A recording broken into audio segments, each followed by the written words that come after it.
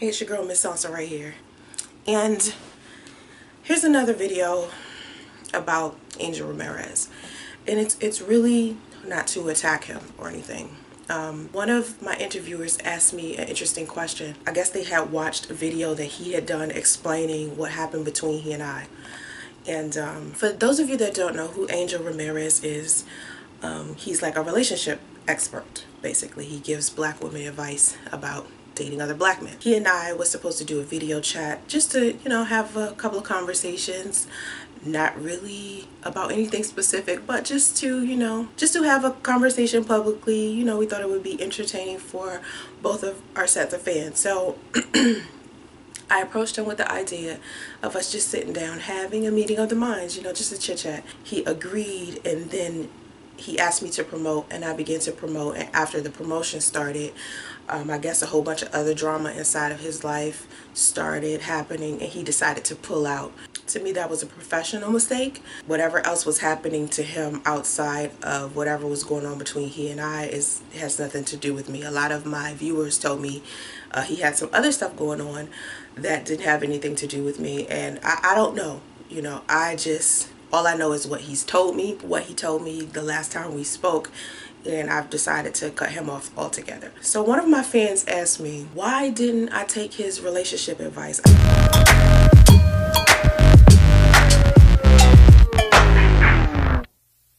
Why didn't I take his relationship advice? I guess in one of his videos he said he was trying to give me some advice. And I remember when he was trying to give me some advice, but that's not why I contacted Angel. I didn't contact him to get advice. He seemed like an intellectual man, so I wanted to see his perspective about so many different subjects, not just the subject of relationships. A lot of the times when I see that people are just actually intellectual people, I like to just have a conversation just to see where their head is. If I wanted advice from Angel, I probably would have just simply asked him for relationship advice from the initial message that I sent him wanting to collab. So anyway, I'm going to give you the reasons why I decided to not take his advice, because he gave me some advice. He gave me a link to another interview that he had did in London, and inside of the interview he was talking to a couple of ladies, and he was basically telling these women stop getting played by men. So Angel sent me this, suggesting that somehow I must be getting played by men. By this time he already knew I was polyamorous. He already knew that I wasn't interested in committed relationships or marriage. That's not what I want for my life. And I did say this to him about him. I said the good guys are always taken. The good guys are already inside of a relationship with someone else. Majority of them are. And it's a smaller percentage of exceptional men than it is out there average men. And Angel happens to be one of those men who knows how to respect his woman. He's had his father in his life, so he's pretty much had a decent relationship with women, and I'm pretty sure it has a lot to do with him having a decent relationship with his father. Whoever's been watching my channel for a long time, you guys know that I've been a relationship counselor for many years. I've been a relationship counselor since the beginning of my channel. I started my channel in 2008. I was a minister at 15, and then I decided to stop ministering at the age of 22. 22 is when I started working at Woman of God Changing Lives Through Christ, which is a ministry that was started by Sister Perry Nixon, aka Pebbles, TLC's old manager, and I used to work there. And once I saw some things happening inside of that ministry, I started to question my relationship with God and my relationship with people in general. I also started attending college at that time. I moved from Washington, D.C. and moved to Atlanta in 2000 after my daughter was born. I think I just made a mistake in a previous video saying that I went to college in 1999. I think it was the Freaknik video. I didn't go to college in 1999. I went after I moved to Atlanta. I do want to say that because I don't want anybody to say, oh, she's lying. First she said she graduated in 1999. Now she's saying she graduated. No, I made a mistake. I meant to say I graduated from high school in 1998, and my family moved down to Atlanta in 1999. So after I decided to no longer be a minister anymore, I decided to start being a relationship counselor, a motivational speaker, and life coach, and I've been doing that since 2003. Meanwhile, I've been doing volunteer work. I have been modeling and managing my own business and doing so many things all at one time. I'm one of those people who is very ambitious and very, very like, you know, just the kind of person that loves to try new stuff. So throughout this time, I have met relationship counselor after relationship counselor after relationship advice expert, counselors, ministers throughout my whole life. I've listened to Angel give advice before, but I was not, you know, impressed. And here's why I wasn't impressed. To me, bad relationship advice from men is cookie cut. And I believe if a man wants to give me advice as a woman, he needs to get to know who I am as an individual first, and then try to understand what the best advice is for me. Not just give me the type of advice that he would just give every woman, a general statement that, you know, is in relation to advice. And that's what Angel was doing. I figure like this. Men want us to believe that not all men are the same, but then they give us specific rules and behaviors we should follow to get or keep a man. Angel Ramirez's advice is don't get played.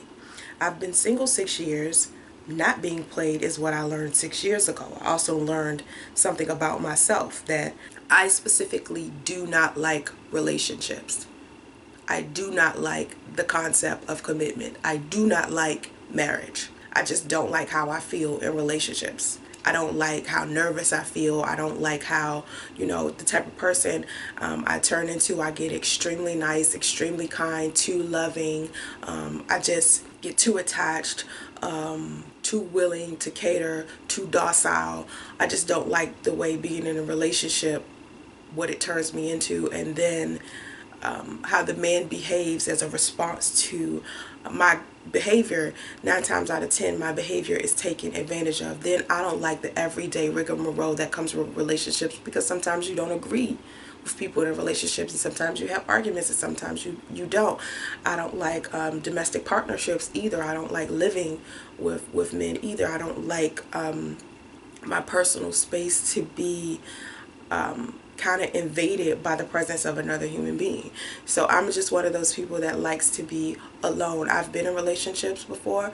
My domestic partnership, the only domestic partnership I've had, is with my daughter's father. He and I lived together before my daughter was born and while I was pregnant, and then I moved to Atlanta, and then when he moved to Charlotte, I lived with him in Charlotte for like 2 years, and then he came to Atlanta and I lived with him again. So, you know, I just don't like the idea of living with anyone. Actually, I just prefer living by myself with just me and my daughter. I just really am a private person. Like, I like my alone time. I like my space. It would have took Angel actually speaking to me to know how I genuinely feel about that.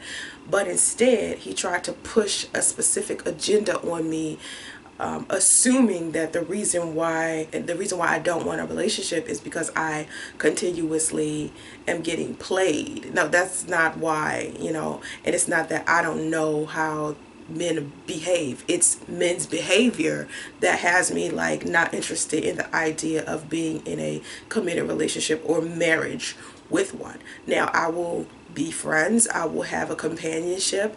I will even have a special kind of companionship or exclusive type of situation where I only do certain things with him, but I do not want the title of girlfriend. I do not want the title of marriage. I do not want the responsibility of a relationship. So when he tried to push his, you know, form of what a relationship is on me, I immediately rejected it. There's such thing as stereotypical advice. There's such thing as mediocre advice. There's such thing as what I've heard before advice. I never asked Angel for advice. So here are a few relationship counselors that I believe that women should actually listen to their advice because they give sound advice. Angel gives his advice based off of his own opinion about relationships, and I don't believe that he's ever took a psychology course, or if he's ever like truly sat down and took relationship counseling very, very seriously.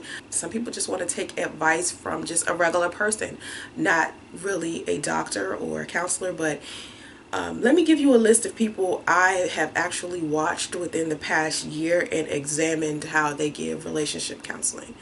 So I've watched Alden Tart, Derek Jackson, Trent Sheldon, Tony Gaskins, Chaz Ellis, Paul C. Brunson, Jack A. Daniels, Dr. Dre, Steve Harvey, Dr. D. Ivan Young, D. Storm TV, Tyrese Gibson, and Obi from the Dude panel. If I were you and I wanted some relationship advice just looking off of YouTube, I would tell you to pick Chaz Ellis. If you're looking for some videos just for some around the way, regular, advice, go to Facebook and look at Tyrese Gibson. I like Derek Jackson. He gives good advice as well, but he gives good advice to a certain type of woman who wants a certain type of thing. There are some counselors and relationship experts out there who only know how to give advice to a certain set of people. Like, for example, Trent Sheldon, he only attacks really just single moms. And those are the type of relationship counselors that I feel like they limit themselves. They limit themselves to only one set person. I like relationship counselors who are well-rounded, who can give men advice and women advice. So when I see certain counselors zooming in on one gender or one race, I kind of get a question mark in my mind. Like something like my red flag comes up and it's like, okay, this type of relationship counselor is not somebody that I would prefer. There are a lot of women out there that would prefer that. Now me, I don't like guys that rub it on too thick. To me, Trent Sheldon rubs it on too thick. He'll pump you up full of motivation and tell you all of the good things that you should be doing. He'll make women who are actually bad women believe that they're actually good women. And I see how some women could actually misunderstand the message that he has to give. And it's the same thing with Angel Ramirez. It's like he'll tell a whole bunch of women what they want to hear, but not necessarily give them tough love or the reality of the situation to have them thinking in a logical manner next time they enter in a relationship with a man. D. Storm gives better advice than Angel Ramirez does to me. Steve Harvey is also a person that you kind of got a little bit, because he has a specific kind of advice that's basically common sense that a lot of women don't already know. It's common sense. It's very basic information that Steve Harvey will give you, and it's very cookie cut in general. It's almost like he's giving women advice about how to deal with men who are players. It doesn't mean that if you follow his steps that you have completely eliminated the possibility that things could go wrong in his situations. It doesn't mean that if you follow his relationship advice or the steps that he gives you, it doesn't mean that you're going to automatically no longer be affected by the bullshit that comes with trying to date a player or a man that used to be a player. 9 times out of 10, a man will be a good man when he's ready to, and not a second before. You can't really, your actions as a woman, it doesn't matter how you switch over your actions or what it is that you're doing, you can't control the behavior of a man. And Steve Harvey tries to make you believe that if you change or you behave a certain way, that it will allow men to change and, be the kind of man that you're looking for. That's not necessarily the case. When men are ready to be in a relationship, it could just hit them over the head suddenly. It could be right timing. Like a lot of the times I've been talking to my male friends and they've married now, and I asked them, what made you suddenly get married to this specific woman? Like, why didn't you get married to the girl that she was dating before? Because the girl that she was dating before was actually better than your current wife. And they'll say stuff like, well, it was timing. She actually came around at the right time. A lot of men get married because of a sudden death in their family, or they're going through something. And I learned this as I continuously started talking to men on a case-by-case basis. I started to notice that, every man had a different reason for why they decided to commit or be in a relationship. And not even half of them said, oh, she's the one. It's something that she did. It was just the right time for them in their lives, and each man has a different time in their life that they snap out of it. Also, the relationship counselors who are also in relationships themselves, they try to use their holier than thou relationship to prove that they can actually carry on a relationship. But to me, that's a mind trick as well, because there are tons of great relationship counselors and experts out there who are actually single. You know what I mean? So don't think that because a person is inside of a relationship that would make them a better relationship counselor. That's not even close to being the truth. And Tony Gaskins, to me, is one of those type of men who gives great advice. Okay, he's like the balance between a professional relationship counselor versus your homie in the neighborhood who you can ask for some advice. He has balanced that. He has found a way to master balancing both. Okay, because see, sometimes some counselors are way too much in the, oh, I'm your homie, like Angel is to me. And then there are guys who are way too professional, where a lot of women won't be interested in their advice. Then you have to consider age. You know, some men are old-fashioned in mindset. So the older relationship counselors may have a different set of advice than the younger ones will. Some older ones can basically, you know, form their message around what day and age it is and turn it into modern advice, because the world changes so much and everybody becomes so different. Technology has changed dating altogether. So if you wanted to just watch some videos on YouTube to get some kind of entertainment and decide whether or not you want to take this advice, find some kind of form of entertainment, turn on Angel Ramirez, turn on Derek Jackson, turn on Trent Sheldon, turn on Tony Gaskins. But out of all of those people, Tony Gaskins is the only one I would tell you to actually listen to. Like, you might want to listen to him. As for everyone else, Alden Tart, Chaz Ellis, Obi from the Dude panel, those are people that you can listen to. D Storm, you can tune into him. He's not a relationship expert, but if you're looking for someone entertaining, D Storm. Tyrese Gibson gives you some good shit. Like, Tyrese Gibson will tell you some shit and it will be worth listening to because it's extremely profound. He also has cookie cut advice that he gives, but he couples it with a profoundness that is actually impressive. So Tyrese Gibson I would listen to. The number one person I would listen to out of all of these guys, me specifically, who I listen to more than I listen to any of them, is actually Chaz Ellis. So that's my reason right there for not taking relationship advice from Angel Ramirez. If you have any video topic suggestions, please feel free to contact me and tell me. Or if you have any relationship advice that you need, just ask me. You can go to Soncerae.com, or you can text me at 678-856-3463. Or you're welcome to email me at welovesoncerae@gmail.com. Have vision and stay focused, guys. Bye.